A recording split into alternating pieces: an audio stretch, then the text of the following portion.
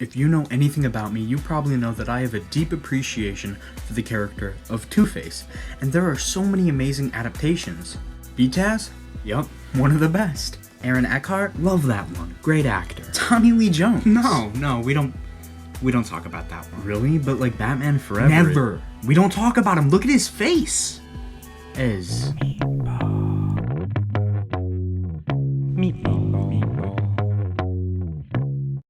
Awful bit aside, I love Two-Face, at least most versions of him. I love how such a simple gimmick, such a simple concept can be taken so far. There's a million different ways you can do this character. I am always looking for unique interpretations, so when I saw that he was a main character in the Telltale Batman game, basically a choose-your-own-adventure game where you affect the plot and the characters, I got pretty excited because that's something I've never seen done before. In this game, one of Bruce Wayne's closest friends is actually Harvey Dent, which I think kind of implies that you can stop him from becoming Two-Face. So that's what I set out to do. I watched a few different playthroughs keeping mental notes of what people were doing wrong. 1. Don't let Harvey get scarred. Yeah, duh, Two-Face. 2. Direct Harvey towards mental help. That's great. 3. Don't sleep with Harvey's girlfriend. What? Jesus. Seems like as long as I'm not a complete ass to Harvey, I'll be fine. So I got the game and set out to protect Harvey at all costs during my playthrough. But here's the interesting part. It didn't seem to matter. Of course, I knew it wasn't going to be as simple as keep Harvey from scarring his face and I'd be golden. It's always been deeper than that. Two-Face is a part of Harvey's psyche, with or without the scars. He has DID, and that's more than just on the surface. There are plenty of examples in comics and other media where Harvey actually has his face fixed, yet Two-Face is still controlling him. Show me. What did you do? No! I played along as I could, while you and the docs had your joke. At least both sides match now, right? Look at me and have your laugh. Who are we kidding? They couldn't fix me. Nothing can change what I am. So I did my best to keep Harvey in a good mental state, protected his reputation, funded his campaign, and didn't keep secrets from him. But again, it didn't matter. Harvey still descended into madness. He still tried to kill Bruce Wayne.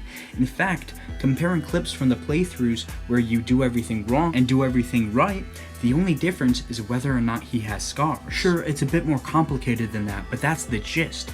No matter what you do, Harvey loses his grip on reality and becomes Two-Face, or at least a certain version of it. And I'll admit, at first I thought this was just really stupid, like my choices didn't really matter and it was a flaw in the game's design to not have a way to protect Harvey from his fate.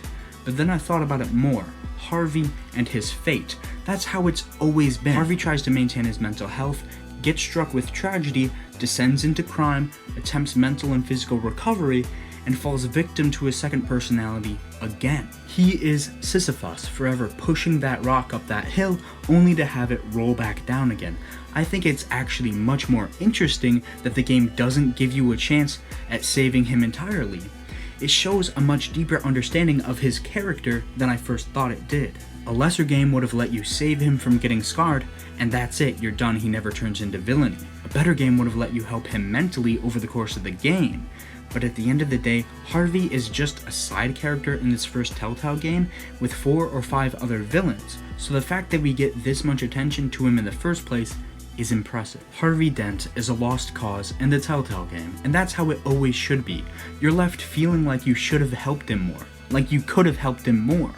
But that's genius because that is exactly how Bruce feels. He is always trying to help Harvey and failing to do so. Bruce. Good old Bruce. Always there.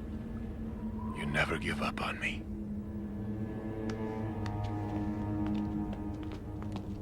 He's right. You're always there for him. Yes. Just like you're always there for me. Hey, what are friends for? At the end of the day, despite it making the game less fleshed out, Harvey being forever corrupted by his second personality is far more interesting than having a base level decision that completely saves him. Telltale seemingly understands these characters on a personal level. It would be so easy to just make Harvey redeemable and move on. but they went against that. I think that is a very subtle stroke of genius, and it makes this version of Harvey Dent one of my favorites. No gun harm? Shame. This is gonna hurt. 2 guns, bitch!